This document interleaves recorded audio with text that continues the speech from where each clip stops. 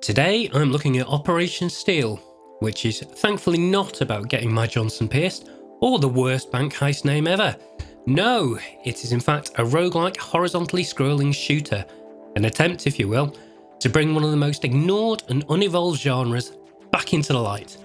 You see, platform games evolved into the Metroidvania, and they got deeper and deeper, and the action roguelike came from crossing that with procedural generation. But the horizontal shooter, it just kinda stayed still, and there hasn't been a lot of change since even the days of Gradius and R-Type. It's like games went 3D and they just got mostly left behind. I mean, sure, there's games like Astabreed that try to update the visuals and do shifting perspectives, and Shieldmade MX does a decent job of adding some new bells and whistles, but mechanically and atmospherically they've been left to rot on the shelf. Does Operation Steel do anything to shift things into a better light? Well, yes and no. Firstly, Operation Steel is a good game, and it's a very fun bullet hell shooter, but the roguelike elements could do with a bit of work.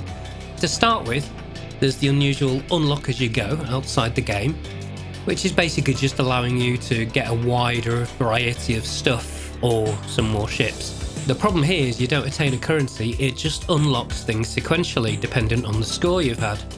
And, well, as long as you've unlocked enough map pieces, which is what you get for completing each zone the first time. Then in-game is where you actually start applying your builds, and this is where things do get better. There are a couple of opportunities to upgrade or get new abilities in a level, and there's a pretty good range of main weapons and passives, so after a couple of levels you can end up with quite different ships. However, the levels themselves don't seem to change a huge amount. Sure, the bosses and waves are randomised, but after playing a bit you don't get that feeling of, oh, there's an enemy I haven't seen before.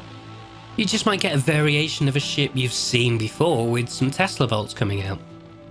So while the core loop is definitely enjoyable, I'd have liked to seen a bit more meat on the bones when it comes to the roguelike side. The soundtrack is a bit, well, obvious too. You're listening to it going, well, this sure is some scrolling shooter music. And the thing is, I've never thought that stuff actually suited these games. Put something heavier and darker on there, you're killing a million things. This isn't the Teletubbies going to buy some cakes from Tesco, it's Interstellar War. I may sound like I'm being negative about this game, and in this case it's definitely out of love because I really like it. I just wish it had leaned more into the roguelike side and less into trying to cater to the conservative shoot-em-up fans. I understand a lot of these people like what they like and they don't want it to change, but I think even they would be dragged along by something that truly modernised the genre, like a Binding of Isaac makeover of Gradius but with less arses and poo. Anyway, as it is, it's a good effort, and if you want to play shooty bangs, this is a good place to go. So if you're short of time, is it okay? Well, partly.